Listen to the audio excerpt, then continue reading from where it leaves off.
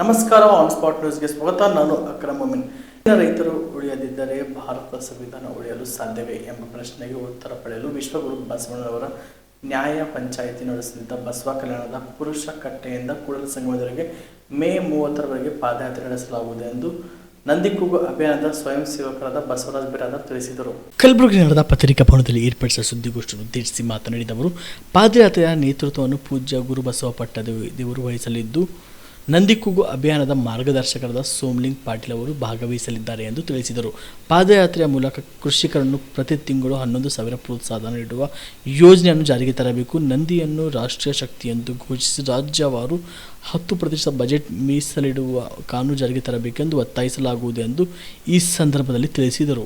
ನಂದಿ ಸಂಪತ್ತಿನ ಮೇಲೆ ಭಾರತ ದೇಶ, ಅದೇ ರೀತಿ ವಿಶ್ವದ ಭವಿಷ್ಯ ನಿಂತಿದೆ ಅನ್ನುವಂಥ ಒಂದು ವಿಚಾರ ನಮಗೆ ತಿಳಿದಂತಹ ಕಾರಣಕ್ಕಾಗಿ ಪ್ರತಿ ಗ್ರಾಮಗಳಲ್ಲಿ ಈ ಜೋಡೆತ್ತಿನ ಕೃಷಿಕರ ಸಂಖ್ಯೆ ಹೆಚ್ಚಿಗೆ ಆಗಬೇಕು ಅನ್ನುವಂಥ ಉದ್ದೇಶದಿಂದ ಸಾಕಷ್ಟು ಜನಜಾಗೃತಿ ಕಾರ್ಯಕ್ರಮಗಳನ್ನು ನಾವು ಹಮ್ಮಿಕೊಳ್ತಾ ಬಂದು ನಾವು ಇದೇ ಬಸವ ಜಯಂತಿ ದಿನದಿಂದ 11 ದಿನಗಳ ಕಾಲ ಬಸವ ಕಲ್ಯಾಣದ ಸುತ್ತಮುತ್ತಲಿರುವಂಥ 11 ಗ್ರಾಮಗಳ ಜೋಡೆತ್ತಿನ ಕೃಷಿಕರ ಪಾದ ಪೂಜೆಯನ್ನು ಮಾಡಿ ಮುಂದೆ ನಾವು ಬಸವ ಕಲ್ಯಾಣದಿಂದ ಕೂಡಲ ಸಂಗಮದವರೆಗೆ ಪಾದಯಾತ್ರೆಯನ್ನು ನಾವು ಮಾಡ್ತಾ ಇದ್ದೀವಿ.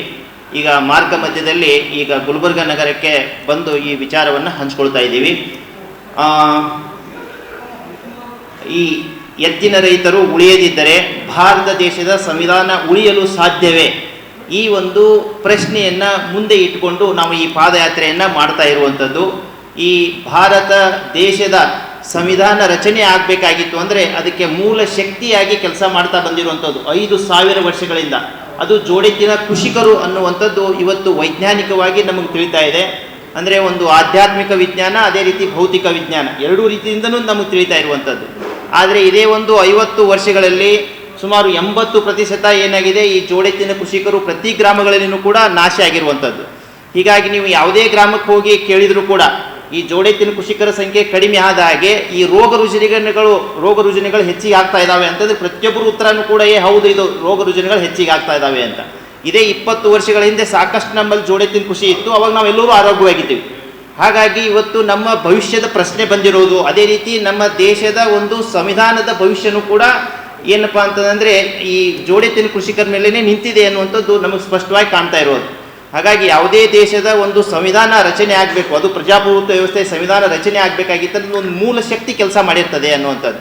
ಹಾಗಾಗಿ ಇತ್ತೀಚೆಗೆ ಇದು ತೈಲ ಶಕ್ತಿಯನ್ನ ಸಂಪೂರ್ಣವಾಗಿ ಅದನ್ನೇ ಕಲ್ಯಾಣ ಕರ್ನಾಟಕ ಭಾಗದ ಪ್ರತಿಷ್ಠಿತ ಸಂಯುಗ್ ಮಲ್ಟಿ ಸ್ಪೆಷಾಲಿಟಿ ಆಸ್ಪತ್ರೆ ಕಲಬುರಗಿ. ಕಲ್ಯಾಣ ಕರ್ನಾಟಕ ಭಾಗದ ಖ್ಯಾತ plastic surgeon Amaresh V Biradar, ಹಿರಿಯ general surgeon doctor V Biradar ಹಾಗೂ ಖ್ಯಾತ ಇಂಟರ್ನಲ್ ಮೆಡಿಸಿನ್ ತಜ್ಞ ವೈದ್ಯರಾದ ಡಾಕ್ಟರ್ ಶ್ವೇತಾ ಎ ಬಿರಾದರ್ ಸೇರಿದಂತೆ ಅನುಭವಿ ತಜ್ಞ ವೈದ್ಯರ ತಂಡದಿಂದ ಒಂದೇ ಸೂರಿನಡಿ ಅತ್ಯಾಧುನಿಕ ಚಿಕಿತ್ಸಾ ಸೌಲಭ್ಯವುಳ್ಳ ಆಸ್ಪತ್ರೆ. ಸಂಯುಗ್ ಆಸ್ಪತ್ರೆಯಲ್ಲಿ ಸಿಗುವ ಚಿಕಿತ್ಸಾ ಸೌಲಭ್ಯಗಳು 24x7 ಎಮರ್ಜೆನ್ಸಿ ತುರ್ತು ಸೇವೆ, plastic surgery, trauma care, general surgery, ಸುಟ್ಟು ಗಾಯಗಳಿಗೆ ಚಿಕಿತ್ಸೆ, ಅಪಘಾತದಲ್ಲಿ ಕೈ ಕಾಲು ತುಂಡಾದ್ರೆ ಮರುಜೋಡಣೆ, cancer surgery, cosmetic surgery and hair transplant surgery, orthopedic hand surgery, general medicine, gynecomastia ಶಸ್ತ್ರಚಿಕಿತ್ಸೆ, gastro surgery, diabetologist, master health checkup ಸೇರಿದಂತೆ ಲ್ಯಾಬ್ ಸೌಲಭ್ಯ, pharmacy, x ray, OPD, IPD, ICU, 2D echo laboratory, major OT ಸೌಲಭ್ಯದೊಂದಿಗೆ ಎಲ್ಲಾ ರೋಗಕ್ಕೂ ಒಂದೇ ಸೂರಿನಡಿ ರಿಯಾಯಿತಿ ದರದಲ್ಲಿ ಸಂಯುಗ್ multi speciality ಆಸ್ಪತ್ರೆಯಲ್ಲಿ ದಿನದ 24 ಗಂಟೆ ಎಮರ್ಜೆನ್ಸಿ ಚಿಕಿತ್ಸೆ ನೀಡಲಾಗುತ್ತದೆ. ಹೆಚ್ಚಿನ ಮಾಹಿತಿಗಾಗಿ ಸಂಪರ್ಕಿಸಿ ಸಂಯುಗ್ ಮಲ್ಟಿ ಸ್ಪೆಷಾಲಿಟಿ ಆಸ್ಪತ್ರೆ, NGO ಕಾಲೋನಿ, ಸೌಭಾಗ್ಯ ಕಲ್ಯಾಣ ಮಂಟಪ ಹತ್ತಿರ, ಸೇಡಂ ರಸ್ತೆ, ಕಲಬುರಗಿ. Phone number 9071117444 08472325918.